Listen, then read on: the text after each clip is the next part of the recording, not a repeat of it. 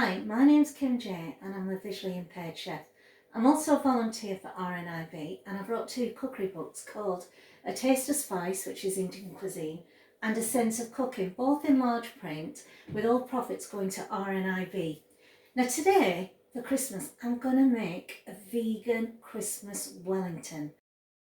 The ingredients are approximately 120 grams of chickpeas, 8 button mushrooms, a teaspoon of fresh rosemary, a teaspoon of fresh thyme. I've got approximately 15 cashew nuts, 2 cloves of garlic, about an inch of root ginger, 50 grams of red lentils. You can use other lentils. Now I've also got some ready rolled puff pastry, which is vegan, so it is readily available in the supermarket, so always check the packaging.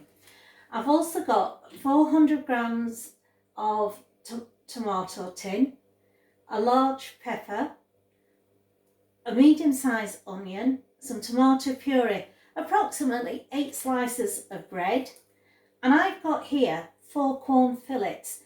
Now you can substitute this for soya, so you'll need 250 grams of soya.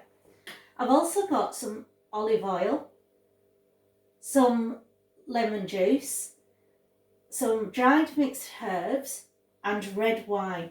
Now these are the ingredients for this Christmas vegan Wellington. On the hob I've got a small pan with some hot water in it, and I'm just going to put those lentils into there. And it's got to be enough water to cover the lentils, and into that I'm also going to put a pinch of salt, you don't need too much, and a pinch of black pepper. And I'm going to bring those lentils to a boil and cook them until they are soft. The lentils are cooked and I've drained them, but I've kept some of the liquid on one side because we're going to use that in the sauce. Now the lentils are nice and soft so that when you just pinch them, they literally melt in your hands. If you want, you can have a slight bite to them, but only a slight bite. I'm going to blitz down the bread, the Quorn fillets and the cashew nuts. I have a food processor here. Now, if you don't have a food processor, don't worry, just chop it up really finely. I'm going to put the bread into the food processor and blitz it until it becomes some nice breadcrumbs. I've blitzed the breadcrumbs until they're nice and fine, and I've now put the Quorn fillets into the food processor and I'm going to blitz them down. I've blitzed the Quorn fillets until it almost has a texture of mince. Now if you're using soya, you don't need to do this bit. I'm now going to put the cashew nuts into the food processor and blitz those down as well. I've kept the breadcrumbs, the Quorn fillets and the cashew nuts in separate bowls. I'm now going to prepare the rest of the vegetables. What I've done is I've chopped the garlic and the ginger in separate bowls so it's nice and fine. I've also chopped the peppers and I've divided them into 2 bowls, so half in each approximately. And the same with the mushrooms, I've chopped them and divided them into 2 bowls.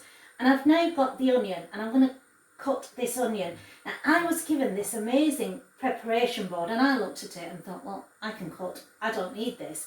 But do you know what? It is fabulous.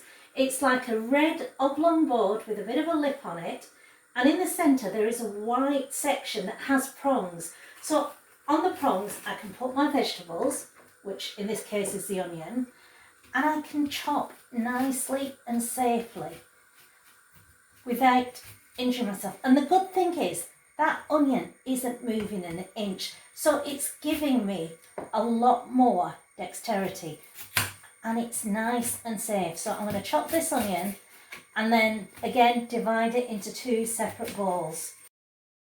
I've got a large pan or wok on the hob and I'm going to put in about a teaspoon of olive oil. You can use vegan butter if you want. Now into that I'm going to put about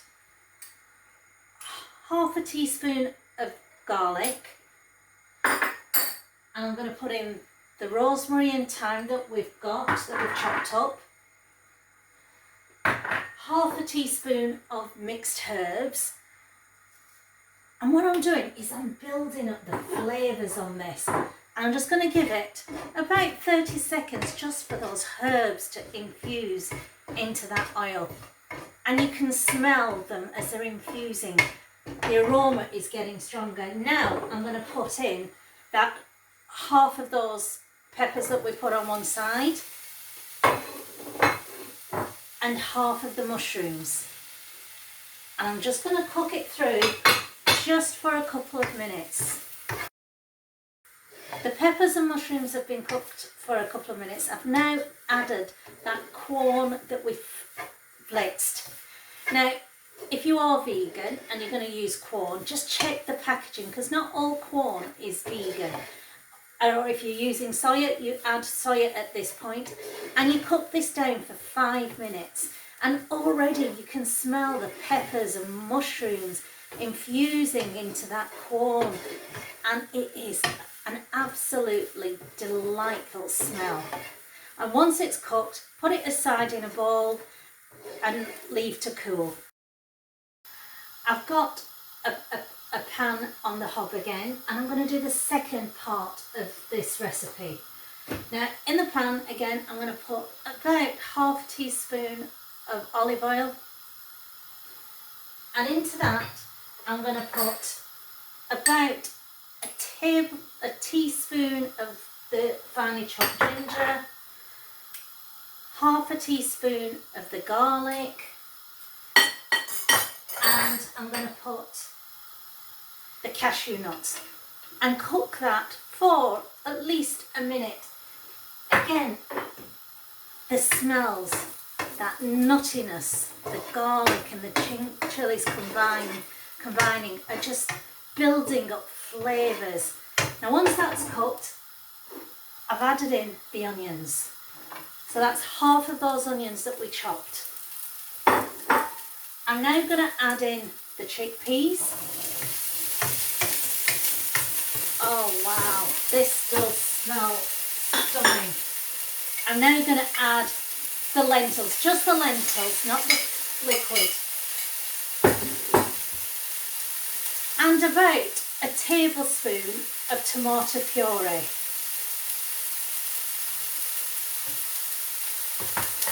And give that a stir. Now into that, a pinch of salt. You only need a pinch. And a pinch of black pepper.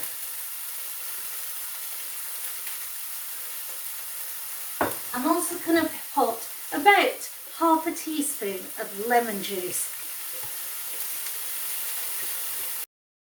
I'm going to cook that down for about 2 minutes, and then again put it in a dish, set aside and leave to cool.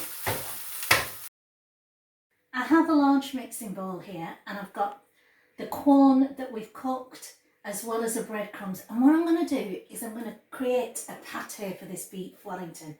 So I'm going to put the Quorn and pepper and mushroom mixture into the mixing bowl, and into that I'm going to put, just at this moment, half of the breadcrumbs. Now when you're vegan, you can't use eggs to bind, so bread, vegan bread, is a really good binder. Now what I'm going to doing is I'm stirring it in with my hands, and as I stir, this mixture starts to clump together. Now I need it to be able to clump together so that when I squeeze it, it holds its shape. So it's now holding its shape. If it doesn't hold its shape, add more breadcrumbs. So it needs to hold its shape, and when you squeeze it, you can like literally make shapes out of it. And that's the texture you're looking for. I've got the pastry out, and I've left it out of the fridge for a few minutes just to slightly soften up. Got a pastry board, and I'm going to put some flour, lightly flour, either your unit or the pastry board, and very gently I'm just going to roll this pastry and put it onto the flour board.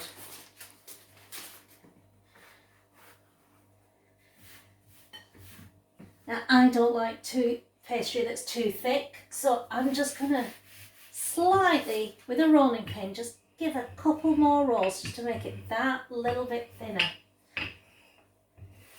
Now what I'm going to do is I'm going to cut this pastry in half. If you've got a large family, you can make one large Wellington, but if you've got a small family or you're doing it for 1 or 2 people, cut it in half and you've got 2 lots. And this Wellington freezes really well. So I'm going to put one of those halves on one side and then I'm going to get the other half, putting the lengthways across the board. And now I'm going to build my Wellington. I've got the Quorn mince and I've got the lentil mixture that we've made, and what I'm going to do is I'm going to take some of this Quorn mince and I'm going to layer it at the centre of this pastry. Now you need to leave approximately 2 to 3 centimetres at the side, and it's an oblong shape you're making, so it's almost like a sort of large sausage pate.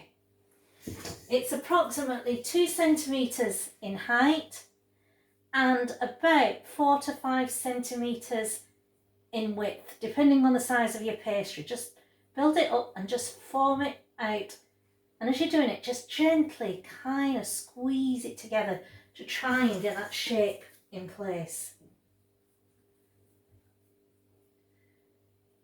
Again, make sure that there's enough space around it, about 4 centimetres to be able to cover it. Now I'm going to get that lentils that we made and I'm going to put that on top. And I can tell you this smells absolutely amazing. I can smell the herbs, the garlic, the ginger. It is amazing. Now I've done that, I'm going to wash my hands and then I'm going to fold the pastry around this, almost like a loaf tin shape that I've done. Now fold in the edges. The pastry may break, but don't worry, just kind of ease it back together, rolling that pastry all the way around and squeezing it, squeezing the edges until they come together. If there's a bit of a hole, take a little bit of pastry that you've got on one side and just seal the hole. Now what I'm going to do is I'm just going to slightly just roll it on this pastry board so it roundens up this Wellington. And there we have it, a lovely Wellington. Now what you can do is you can take a sharp knife and score the top if you want. If you've got some pastry left, just decorate the top. Or you could get a fork and just, with the back of the fork, dab marks across the pastry, nice and deep, to give a little bit of shape and design. And what I'm going to do, put this on a baking tray, put some vegan milk on top and put it into the oven at approximately 180 degrees for 20 minutes, and then I'll check to see if it's golden brown. Whilst the Wellington is cooking in the oven, I'm going to prepare the sauce. You need a sauce to go with the Wellington, and I've got a saucepan on the hob, and what I'm going to put in there is about a tablespoon of olive oil, into which I throw the remaining garlic, and I'm going to put in the onions, as well as the remaining pepper and the mushrooms. So it's all those flavours that we've combined in the Wellington we're going to use to flavour this sauce. So it just mixes together and works well together. I'm going to fry that off for about a minute. And then I'm going to add about a teaspoon of mixed herbs.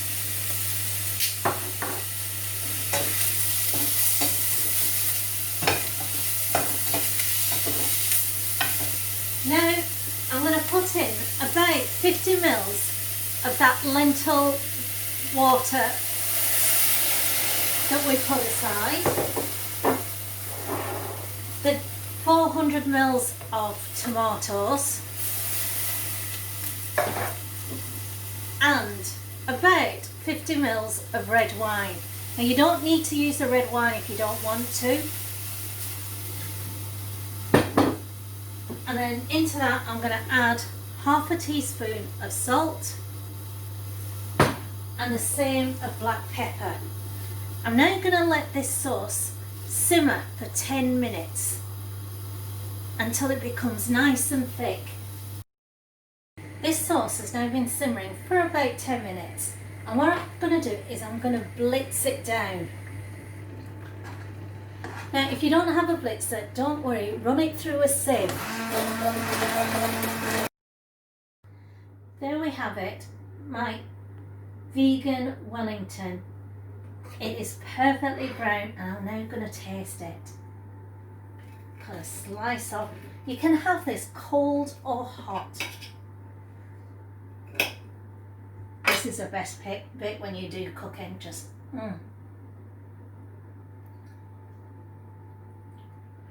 Wow, that is really amazing. I've even surprised myself on this one. It's very tasty. You can taste all the herbs and the garlic and the ginger, and mixed together with the chickpeas and the lentils. It is really delicious. What do you think, Santa? I think Rudolph and his friends would be really happy if you served this up on Christmas Day. Now you have a recipe for a great dish, but when you're in the kitchen there are certain safety guides and rules that you should adhere to, and which keeps you safe. Now, one of the things that I do before I start cooking is I make sure that I've got shoes on that are sturdy with good grips. I make sure that there's nothing on the floor that I can trip over, and there are no spillages or liquid or condensation on the floor that makes it a bit of a hazard. Now, before cooking, the first thing that you do, as we all know, is wash our hands thoroughly. And especially when you're dealing with raw meat, at every stage, wash your hands thoroughly. It stops cross-contamination. It keeps you and your family safe. When you're using the oven and the hob, know your oven and hob really well. Now, I use tactile markings so that I know exactly what temperature to put the oven on and what setting, so that I've not put the grill on when I should be putting the oven on. Now, with the hob, whenever you're sort of putting anything on the hob, make sure the handle is not sticking out. Now, I like to keep the handle at approximately 10 to 12. And the reason for that is it's not near enough to the unit for you to accidentally knock it off. It is not over another hob which may be on, so the handle's getting hot. So this is the safest position. Now, if you're boiling anything, be very, very careful. Don't fill the pan up too much. And if possible, use the boiler alert, which tells you when that liquid is bubbling away and it's hot, and it keeps you safe. If you're not comfortable with the hob and the oven, use the microwave whenever you can. It's a lot safer. And every time you are taking things out of the oven or from the microwave, because remember, plates and dishes get extremely hot in the microwave, use oven gloves. Now, I like to use thermal oven gloves. They're a lot safer. Don't be tempted to use tea towels or anything else. And they literally go to extreme temperatures, so you're very safe with them. Whenever you cut any food in the kitchen, use safe cutting methods. Keep the blade away from your fingers, so set it a couple of millimeters away from your fingers, and that way you're safe all the time. Now, if you're not confident with a knife, you can use appliances like food processors. Make sure you know how they work properly, and keep safe. And if you're still not confident, ask somebody else to do it. It is better to be safe than have an injury. If you have any cuts or you cut yourself whilst you're in the kitchen, put a plaster on it. And if you have a burn, run it under cold water. And if it's bad, you seek medical advice straight away. Whenever you cook meat, always ensure that the meat is thoroughly cooked, because raw meat will give you food poisoning. Now, the best optimum temperature to cook meat is between 66 degrees and 73 degrees. Use a food thermometer if you're not too sure. They do have talking food thermometers, which you can get quite easily. And you store the meat as soon as you can. As soon as it's cooled down, store it straight away in the fridge and read the advice on storage on the labels.